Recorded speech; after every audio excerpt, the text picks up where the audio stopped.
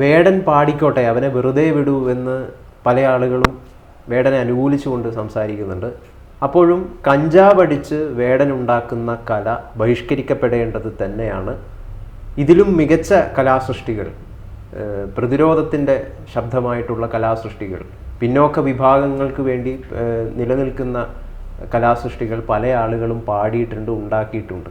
വേടൻ അതിൻ്റെ ഒന്നും അടുത്ത് പോലും വരില്ല എന്ന നിലപാടുകളും പലരും പറയുന്നുണ്ട്. വേടൻ തീർച്ചയായിട്ടും നമ്മുടെ സമൂഹത്തിനകത്ത് ചർച്ച ചെയ്യപ്പെടുന്നു എന്നുള്ളത് വേടൻ ഉയർത്തിയ രാഷ്ട്രീയമാണ് അതിന് കാരണമായിട്ട് എനിക്ക് തോന്നുന്നു. അല്ലെങ്കിൽ വേടൻ ഇങ്ങനെ ചർച്ച ചെയ്യപ്പെടേണ്ട കാര്യമില്ല. വേടൻ ഉയർത്തിയ രാഷ്ട്രീയം എന്ന് പറയുന്നത് ദളിത് രാഷ്ട്രീയമാണ്, അംബേദ്കറിസ്റ്റ് രാഷ്ട്രീയമാണ്. അംബേദ്കർ പറഞ്ഞ ഒരു വാചകം ഇടയ്ക്ക് അദ്ദേഹം ഓർമ്മപ്പെടുത്തുന്നു. അത് ജനാധിപത്യവും അതേപോലെ തന്നെ മതതീവ്രതയും ഒരുമിച്ച് പോവുകയില്ല. മതതീവ്രത എന്ന് പറഞ്ഞാൽ ഹിന്ദുത്വ മതതീവ്രതയും ഒരുമിച്ചും പോവുകയില്ല എന്നത് അദ്ദേഹം ഇടയ്ക്കിടയ്ക്ക് പറയാറുണ്ട്. പിന്നെ അദ്ദേഹത്തിൻ്റെ പാട്ട് നടക്കുന്നിടത്ത് അദ്ദേഹം അയ്യങ്കാളിയെ അനുസ്മരിക്കുന്നു. അയ്യങ്കാളിയുടെ കഥകളിലേക്ക് ജനങ്ങളെ കൊണ്ടുപോകും. പൊയ്കയിൽ അപ്പച്ചനെക്കുറിച്ച് അദ്ദേഹം സംസാരിക്കുന്നു. മാത്രമല്ല പൊയ്കയിൽ അപ്പച്ചൻ്റെ പാട്ടിനെ ഓർമ്മപ്പെടുത്തിക്കൊണ്ട് ചോദിക്കുന്ന ചോദ്യങ്ങളുണ്ട്. ഒന്ന്, പുലയൻ്റെ പുല മാറുമോ എന്ന് പറയുന്ന ചോദ്യം. പുലയരെല്ലാം തന്നെ ചേരമന്മാരായി മാറിയാൽ പുലയൻ്റെ പുല മാറുമോ എന്ന് ചോദിക്കും. പറയരുടെ പഴി മാറുമോ എന്ന് ചോദിക്കും. എന്നിട്ട് കുറച്ച് കഴിയുമ്പോൾ അദ്ദേഹം തന്നെ പറയുന്നുണ്ട്, എവിടെ മാറാൻ, ഇതൊന്നും ഒരിക്കലും മാറില്ല. എന്നുവെച്ചാൽ ഒരു സമൂഹം വളരെ കാലങ്ങളായിട്ട് അടിമപ്പെട്ട് കിടക്കുന്ന സമൂഹം, അവർക്കെന്നും ഈ അടിമത്തം ഉണ്ടാവും എന്നും ആ അടിമത്തത്തെ ഇല്ലായ്മ ചെയ്യുന്നതിന് വേണ്ടിയിട്ട് നിങ്ങൾ പണിയെടുക്കൂ എന്നാണ് അദ്ദേഹം പറയുന്നത്. കുട്ടികളോട് പോലും അദ്ദേഹത്തിൻ്റെ മെസ്സേജ് അതാണ്. നിങ്ങൾ പഠിക്കുക, അധികാരം പിടിക്കുക, ജനങ്ങൾക്ക് വേണ്ടി പ്രവർത്തിക്കുക എന്നുള്ള. ഞാൻ എൻ്റെ ജോലി ചെയ്യുന്നുണ്ട് എന്നാണ് അദ്ദേഹം പറഞ്ഞുകൊണ്ട്. മാത്രമല്ല ഇന്നും ഇന്നലെയും ഒക്കെയായിട്ട് നടന്ന സംഭാഷണങ്ങളിൽ അദ്ദേഹത്തിൻ്റെ ഒരു വാചകം ഇന്ന് മലയാള മനോരമ പത്രത്തിൽ വാചകമേളയിൽ വന്നിട്ടുണ്ട്. ശ്രദ്ധിക്കണം എന്നെനിക്ക് ഞാനെടുക്കുന്ന പണിക്ക് ഫലമുണ്ട് എന്നാണ് തോന്നുന്നത്. കാരണം അതുകൊണ്ടാണ് എന്നെ എല്ലാവരും വളഞ്ഞിട്ട് ആക്രമിക്കുന്നത്, ചെയ്യുന്ന സാധനം വർക്കാവുന്നുണ്ട് എന്ന്. അപ്പോൾ അതിന് ഫലമുണ്ട്, അതുകൊണ്ടാണ് എല്ലാവരും കൂടി എന്നെ വളഞ്ഞിട്ട് ആക്രമിക്കുന്നതെന്ന് അദ്ദേഹം പറയുന്നുണ്ട്. അപ്പോൾ അവിടെ ഇതൊരു രാഷ്ട്രീയമാണ് പ്രശ്നം. കല എന്ന് പറയുന്നത് രാഷ്ട്രീയമായി മാറുകയും അത് സമൂഹത്തിൻ്റെ മനസ്സിനെ പൊള്ളിക്കുകയൊക്കെ ചെയ്യുന്ന സമയത്താണ് അത് വിവാദപരമായി മാറിത്തീരുക. അദ്ദേഹത്തിൻ്റെ പല ചോദ്യങ്ങളും പല വാക്കുകളും ഒക്കെ ഇത്തരത്തിൽ ഉള്ള രൂക്ഷമായിട്ടുള്ള രാഷ്ട്രീയത്തിലേക്ക് കൊണ്ടുപോകുന്ന ഒന്നാണ് എന്നാണ് നമ്മൾ മനസ്സിലാക്കേണ്ടത്. അപ്പോൾ അത് എപ്പോഴും എടുത്തു പറയുന്ന ഇപ്പം മധുവിൻ്റെ ഒരു കാര്യം. ആദിവാസി മധു ഭക്ഷണം മോഷ്ടിച്ചതിൻ്റെ പേരിൽ അവനെ എന്ത് ചെയ്ത് തല്ലിക്കുന്നു. അതുകൊണ്ടാണ് കാട് മോഷ്ടിക്കുന്ന നാട്ടിൽ ഭക്ഷണം മോഷ്ടിക്കുന്നവൻ മരിക്കും എന്നൊക്കെ അദ്ദേഹം പറയുന്നത്. അതിന് ഒക്കെ വലിയ അർത്ഥങ്ങളുള്ളതാണ്. വലിയ അർത്ഥങ്ങൾ എന്ന് പറഞ്ഞാൽ അത് മനസ്സിലാക്കാൻ തുടങ്ങുന്ന സമയത്താണ് അത് പ്രശ്നമായിത്തീരുന്നത്. പിന്നെ വിശ്വ ഹിന്ദു പരിഷത്ത് KP ശശികല ഒക്കെ അദ്ദേഹത്തെ എതിർക്കുന്നതിൻ്റെ അല്ലേ, NR മധുവൊക്കെ എന്നെ എതിർക്കുന്നതിന് അവർ പറയുന്നൊരു കാരണം എന്താണെന്ന് വെച്ചാൽ അതിൻ്റെ ഇടയിൽ ഇവൻ ജാതി തീവ്രവാദിയാണ് എന്നാണ് പറയുന്നത്. ജാതി തീവ്രവാദി ആണ് ഇയാൾ എന്ന് പറയുന്നത് ആരാണ് ഈ പറയുന്നത് വന്നിട്ട് നമ്മളടുത്ത് ജാതി മാത്രം പറഞ്ഞ് നമ്മുടെ സമൂഹത്തിനകത്ത് വെറുപ്പും വിദ്വേഷവും ഒക്കെ വളർത്തിക്കൊണ്ടിരിക്കുന്നതായിട്ടുള്ള ആളുകൾ വന്നിട്ട് പറയാണ് ഇയാൾ ജാതി പറയുകയാണ്. ഇയാൾ ജാതി പറയുന്നുണ്ട് അല്ല. പക്ഷേ ഈ NR മധു കേസരിയുടെ മുഖ്യ പത്രാധിപരാണ്. അദ്ദേഹം ഈ ഒരു ഉത്സവത്തിൻ്റെ ഒരു അമ്പലത്തിൻ്റെ ഒരു ഉത്സവ വേദിയിലാണ് ഈ കാര്യം വേടൻ്റെ വിഷയം എടുത്തിട്ടത്. അതിൽ അദ്ദേഹം പുലയന്മാർ ഈ നാട് വാഴേണ്ടവരാണ്, ജാതിക്കതീതമായി നമ്മൾ ചിന്തിക്കണമെന്നും കൂടി പറയുന്നുണ്ട്. അല്ല, അങ്ങനെ പറഞ്ഞിട്ട് എന്താ കാര്യം? പുലയരെ ഇവർ എവിടെയെങ്കിലും കൊണ്ടുവന്നിരുത്താൻ തയ്യാറാവുന്നുണ്ട്. അവർ മാത്രമല്ല, ആരെങ്കിലും പുലയനെ ഏറ്റവും ഉന്നതമായിട്ടുള്ള സ്ഥാനത്തല്ലേ എപ്പോഴും ചർച്ചകൾ വരുന്നതെന്നാണ് പാർട്ടിയുടെ സെക്രട്ടറി, പാർട്ടിയുടെ പ്രസിഡന്റ്, അധ്യക്ഷൻ ഒക്കെ നിങ്ങൾ പുലയനെ പിടിച്ചുകൊണ്ട് ഇരുത്തില്ലെന്നുള്ളതല്ലേ എല്ലാവർക്കും അറിയാവുന്നൊരു കാര്യമാണല്ലോ ശരിക്കും പറഞ്ഞിട്ടുണ്ടെങ്കിൽ. അല്ല, പക്ഷേ ഒരുപാട് ഈ OBC അടക്കമുള്ള നമ്മുടെ രാജ്യത്തിൻ്റെ പ്രസിഡന്റ് എന്ന് പറയുന്നത് ദ്രൗപദി മുർമുവാണ്. അദ്ദേഹം അവരൊരു ഏത് വിഭാഗത്തിൽ നിന്നുള്ളതാണെന്ന് നമുക്ക് അറിയാം. CPM-ൽ അതുപോലെ ആരെങ്കിലും നമുക്ക് കാണിച്ചു തരാൻ പറ്റുമോ എന്ന് CPM-നോട് ചോദിക്കുന്നുണ്ടല്ലോ, പല സ്ഥലത്തും ചോദിക്കുന്നുണ്ടല്ലോ. ഞാൻ പറയുന്നത് സ്വാഭാവികമായിട്ട് അധികാരത്തിലേക്ക് ഇവരൊക്കെ എത്തിക്കഴിഞ്ഞാൽ മാത്രമാണ് ഈ വിവേചനം എന്ന് പറയുന്നത് ഇല്ലാതാവുള്ളൂ. മറ്റേത് നമ്മൾ ഈ സംവരണം ചെയ്ത് പ്രസിഡൻ്റാക്കുന്നു അല്ലേ, കെ.ആർ. നാരായണനെ നമ്മൾ പ്രസിഡൻ്റാക്കി. ഇപ്പോൾ എന്താണ് ദ്രൗപദി മുർമു ആക്കുന്നു, ആദിവാസി വിഭാഗത്തിൽപ്പെട്ടവരേക്കും. ഇതൊക്കെ നമ്മുടെ ഒരു അഭിമാന സ്തംഭം പോലെ നമ്മൾ കൊണ്ടുവരികയാണ് ചെയ്യുന്നത്. അതായത് നാച്ചുറൽ ആയിട്ടുള്ളൊരു പ്രക്രിയ ഇല്ല ശരിക്കും പറഞ്ഞാൽ. അതായത് BJP അല്ലെങ്കിൽ സംഘപരിവാർ RSS പ്രസ്ഥാനങ്ങൾ തങ്ങൾ ജാതിക്ക് അതീതമാണ്, മറ്റെല്ലാ വിഭാഗങ്ങളെയും കൂടെ നിർത്തുകയാണ് എന്ന് അവർ പല രീതിയിൽ കാണിച്ചുകൊണ്ടിരിക്കുകയല്ലേ. പക്ഷെ അങ്ങനെ കാണിച്ചുകൊണ്ടിരിക്കുന്നവർ പിന്നെ എന്തിനാണ് വേടനെതിരെ സംസാരിക്കുന്നത്? വേടൻ പുലി വിഭാഗത്തിൽ വന്ന ഒരാൾ, അയാൾ പാടുന്നു. നേരത്തെ ഒന്നും അയാൾ ഇങ്ങനെ പാടുമ്പോഴൊന്നും ശ്രദ്ധിക്കപ്പെട്ടിരുന്നില്ല എന്നുള്ളതായിരുന്നു നമുക്കറിയാം. യഥാർത്ഥത്തിൽ അദ്ദേഹത്തെ ഈ നമ്മുടെ പോലീസ് അറസ്റ്റ് ചെയ്തതോടുകൂടിയാണ്. അദ്ദേഹത്തിൻ്റെ പാട്ട് മാഷിനെങ്ങനെ വ്യക്തിപരമായി? അല്ല, അദ്ദേഹത്തിൻ്റെ പാട്ടുകൾ എന്ന് പറഞ്ഞാൽ ഇപ്പം അത് നരിവേട്ട എന്ന് പറഞ്ഞ സിനിമ വരുന്നുണ്ട്. ആ സിനിമയിലുള്ള പാട്ടൊക്കെ എന്ന് പറഞ്ഞതിനിടയിൽ നന്നായിട്ട് ആസ്വദിക്കപ്പെടാനുള്ള സാധ്യതയുള്ളതും അതേപോലെ തന്നെ കത്തി കനൽ ജ്വലിക്കുന്ന പോലെ മാറിത്തീരുന്നതാണ്. മറ്റ് റാപ്പ് പാർട്ടിയിൽ നിന്ന് വളരെ വ്യത്യസ്തമാണ് ആ സിനിമ പാട്ട്. അത് കേട്ടോ? കേട്ടു. അപ്പോൾ അത് തീർച്ചയായിട്ടും അതാണ് ഒരു സംഗീതാത്മകമായിട്ടുള്ള രീതി. മറ്റത് വേറൊരു സംഭവമാണ് റാപ്പ് എന്ന് പറയുന്നത്. ഈ സിനിമയിൽ അദ്ദേഹം പാടുമ്പോൾ അതിൻ്റെ രൂക്ഷത എന്ന് പറയുന്നത് മാത്രമല്ല, അദ്ദേഹം ഒരു പാട്ട് എഴുത്തുകാരൻ കൂടിയാണ്. ഇപ്പോഴാണ് ശ്രദ്ധിച്ചു വരുന്നത്. അദ്ദേഹത്തിൻ്റെ ഈ റാപ്പ് പാട്ടുകളിൽ വളരെ ഒരു പ്രമുഖമായിട്ടുള്ളൊരു വരിയുണ്ട്: ഞാൻ പാണനല്ല, പറയനല്ല, പുലയനല്ല, നീ തമ്പുരാനുമല്ല, ആണെങ്കിൽ എനിക്കൊരു ചുക്കുമില്ല എന്നുള്ള രീതിയിൽ. അതെ, അത് അവിടെ ഒക്കെ പറയുമ്പോഴാണ് ഇവൻ തെറിപ്പാട്ടുകാരനാണെന്നൊക്കെ പറഞ്ഞിട്ട് എതിരാളികൾ മുന്നോട്ട് വരുന്നത്. ശരിയായിരിക്കാം, അത് നമ്മളതിലൊന്നും അഭിപ്രായ വ്യത്യാസം പറയുന്നില്ല. കാരണം വലിയൊരു ജനസമൂഹം ആസ്വദിക്കുന്നതായിട്ടുള്ള കല എന്ന് പറയുന്നത് വളരെ സഭ്യമായിട്ടുള്ള ഭാഷയിലും അതേപോലെ തന്നെ ആളുകളെ സ്വാധീനിക്കുന്ന തരത്തിലായി മാറിത്തീരുമ്പോൾ അത് സമൂഹത്തിന് ഗുണകരമായി മാറിത്തീരുമെന്നുള്ള തർക്കമില്ല. പക്ഷേ പ്രശ്നം ഇവിടെ എന്താണെന്ന് വെച്ചാൽ, ഈ വേടനെ സംബന്ധിച്ചിടത്തോളം അദ്ദേഹത്തിൻ്റെ ഒരു രാഷ്ട്രീയം അദ്ദേഹത്തിൻ്റെ മനസ്സിലിങ്ങനെ രൂക്ഷമായിട്ട് കത്തിജ്വലിക്കുന്നുണ്ട്. അതുകൊണ്ടാണ് ഈ ആങ്കർ, ദേഷ്യം, വിദ്വേഷമൊക്കെ അദ്ദേഹത്തിൻ്റെ വാക്കുകളിൽ വരുന്നത്. എത്രയോ കഷ്ടപ്പാടും ദുരിതമൊക്കെ അനുഭവിച്ച് വളർന്നു വന്ന ഒരു കുടുംബമാണ്. അച്ഛൻ ലോട്ടറി ടിക്കറ്റ് വിൽപ്പനക്കാരനും അതേപോലെ തന്നെ ഇവൻ തന്നെ ഈ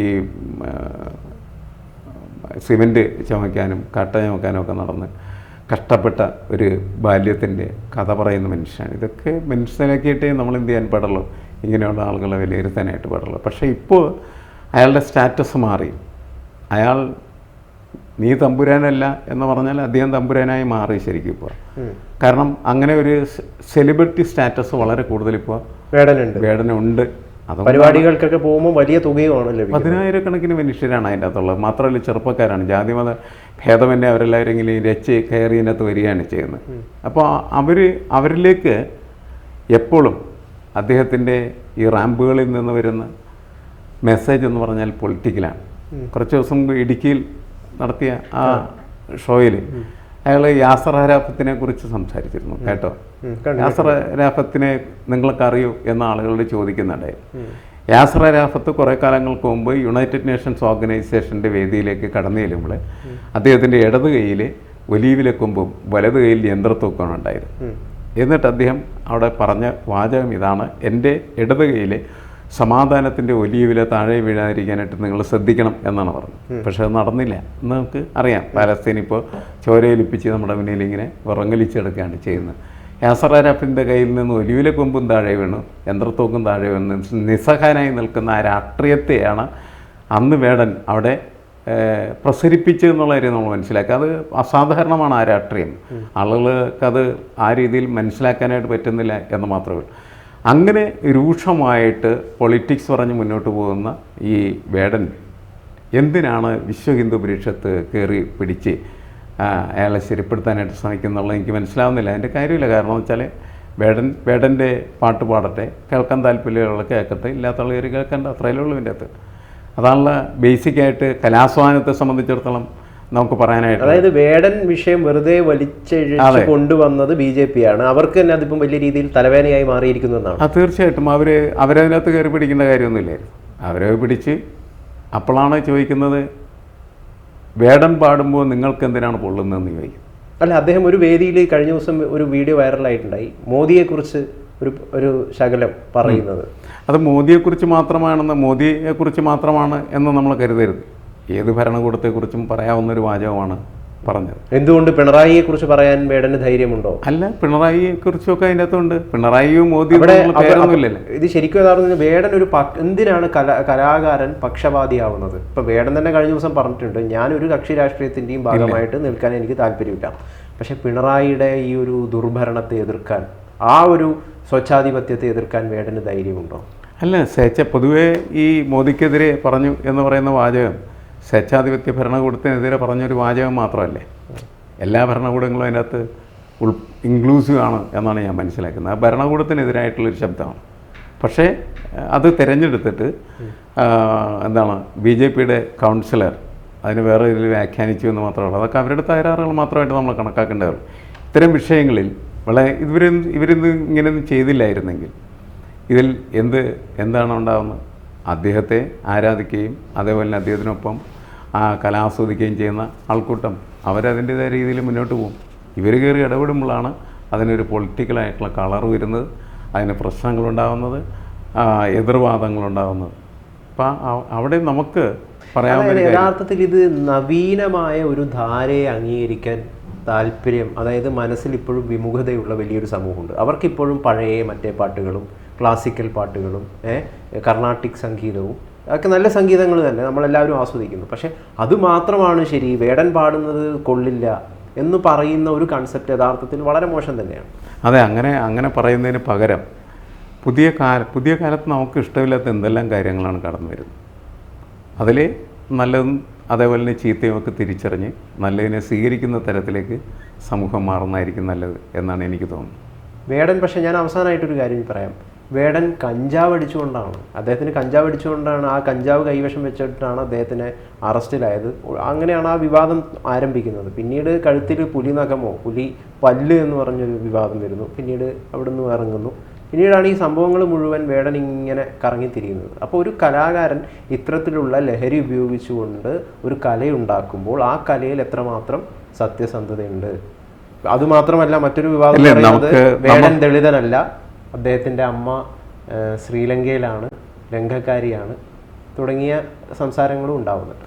അല്ല, ദളിതൻ എന്ന് പറയുന്നത് അവരുടെ ജീവിത പരിദോഷ എന്ന് പറയുന്നത് തന്നെയാണ്. അത് വളരെ പരിതാപകരം തന്നെയായിരുന്നു എന്നുള്ള കാര്യത്തിൽ നമുക്ക് തർക്കമില്ല. ശ്രീലങ്കൻ അഭയാർത്ഥി എന്ന് പറയുന്നത് എങ്ങനെയാണ് ദളിതനല്ല എന്ന് വ്യാഖ്യാനിക്കുന്നതെന്ന് എനിക്ക് മനസ്സിലാവുന്നില്ല. 1. 2, അദ്ദേഹത്തിൻ്റെ അദ്ദേഹം ദളിതനാണല്ലോ. നമ്മളുടെ ഇവിടുത്തെ ഒരു രീതിയൊക്കെ അനുസരിച്ചിട്ട് അച്ഛൻ്റെ ഒരു വംശാവലിയിലാണ് സാധാരണ എന്ത് ചെയ്യുന്നത്, മക്കളെ എഴുതുന്നത്. അതൊക്കെ നമ്മുടെ രീതികളാണ്. അത് ശരിയാണോ തെറ്റാണോ എന്നുള്ള പ്രശ്നങ്ങളല്ല. അപ്പം അതൊന്നും ഇയാൾ ദളിതനാണോ ഇല്ലേ എന്നുള്ളതിനേക്കാൾ ഉപരി അയാൾ ദളിതൻ്റെ ശബ്ദമായി മാറുന്നു എന്നുള്ളതാണ് പ്രധാനപ്പെട്ട കാര്യം. അതിന് അയാൾ ദളിതനാവണമെന്നൊന്നുമില്ല. ദളിതൻ്റെ ശബ്ദമാണതിന് ദളിതനാവണമെന്നില്ല. ഇപ്പോൾ പഴയ കാലത്തൊക്കെ തന്നെ പല പോരാട്ടങ്ങളുടെയും മുന്നണിയിൽ നിന്നിട്ടുള്ളത്, ദളിതർക്ക് വേണ്ടി വഴി നടക്കാനുള്ള സ്വാതന്ത്ര്യം കൊച്ചിയിലുണ്ടാക്കി കൊടുക്കാനായിട്ട് ശ്രമിച്ചിട്ടുള്ളത് അക്കാലത്തെ പ്രമുഖരായിട്ടുള്ള നായന്മാരും അതേപോലെ തന്നെ ഉന്നത കുലജാതരായിട്ടുള്ള ആളുകളൊക്കെ ആയിരുന്നു. അവർ ദളിതരായിട്ടല്ല ദളിതനുവേണ്ടി സംസാരിച്ച്. ഈ കൊച്ചിയിൽ വഴി നടക്കാനുള്ള സ്വാതന്ത്ര്യം ഉണ്ടായിരുന്നില്ല അധസ്ഥിതരായിട്ടുള്ള ആളുകൾ. അതിനെതിരെയുള്ള വലിയ പോരാട്ടമാണ് അവസാനം അവിടെ ഈ കായൽ സമ്മേളനം എന്ന പേരിലൊക്കെ അറിഞ്ഞു. ഇതൊക്കെ ഈ ദളിത് മുന്നേറ്റത്തിൻ്റെ ചരിത്ര പാഠങ്ങൾ തന്നെയാണ്. ഇപ്പം അതൊക്കെ മനസ്സിലാക്കിയിട്ട് ഇതിനെയൊക്കെ വിലയിരുത്താനായിട്ട് വരുള്ളൂ. വൈകാരികമായിട്ട് നമുക്ക് പ്രതികരിക്കാം. പക്ഷേ എന്തായാലും ഈ അധസ്ഥിതനായിട്ടുള്ള ഒരു മനുഷ്യൻ്റെ ഉയർപ്പിൻ്റെ ശബ്ദം വേടനിലുണ്ട്. വേടൻ കഞ്ചാവ് അടിച്ചിട്ടായിരിക്കും ചിലപ്പോൾ അത് ചെയ്യുന്നത്, കള്ളു കുടിച്ചിട്ടായിരിക്കാം. കലാകാരന്മാർ എത്രയും നമുക്കറിയാം, പ്രമുഖരായിട്ടുള്ള കലാകാരന്മാർ പല ജാതിയിൽപ്പെട്ട ആളുകളൊക്കെ ഈ വക സാധനങ്ങളൊക്കെ കഴിക്കുന്നുണ്ട്. ആ സാധനങ്ങളൊക്കെ നമ്മളെ സംബന്ധിച്ചിടത്തോളം, നമ്മളെ കുട്ടികളെ സംബന്ധിച്ചിടത്തോളം വർജ്യമായിരിക്കേണ്ടതാണെന്നുള്ള കാഴ്ചപ്പാട് നമുക്കുണ്ടാവുകയും അതുകൊണ്ട് തന്നെ അത് ഉപയോഗിക്കുന്നത് വേടനല്ല ആരായാലും തെറ്റാണ് എന്നുള്ള കാര്യത്തിലൊന്നും നമ്മൾ തിരുത്തേണ്ട കാര്യമൊന്നുമില്ല. അതങ്ങനെ തന്നെ അനാവശ്യമായിട്ടുള്ള വിവാദങ്ങളിൽ കൊണ്ടുപോകേണ്ട കാര്യമില്ല. വേടൻ കഞ്ചാവ് അടിക്കുന്നത് തെറ്റാണെന്ന് പറഞ്ഞാൽ ആരെങ്കിലും അത് ശരിയാണെന്ന് പറയാനുണ്ടാവില്ല. വേടനും വേണം ഈ നാട്ടിൽ. അതെ. അപ്പോൾ ആ വേടൻ്റേതായിട്ടുള്ള രീതിയിൽ ജീവിക്കട്ടെ, പക്ഷേ അതിലുള്ള തെറ്റുകളെ നമുക്ക് ചൂണ്ടിക്കാണിക്കാം, ശരികളെ നമുക്ക് സ്വീകരിക്കാം. അങ്ങനത്തെ ഒരു കൺസെപ്റ്റ് നമ്മുടെ സമൂഹത്തിന് പൊതുവെ ഉണ്ടായാൽ മൊത്തം എല്ലാ കാര്യങ്ങളും നല്ലതായിരിക്കും എന്നാണ് എനിക്ക് തോന്നുന്നത്. തീർച്ചയായിട്ടും.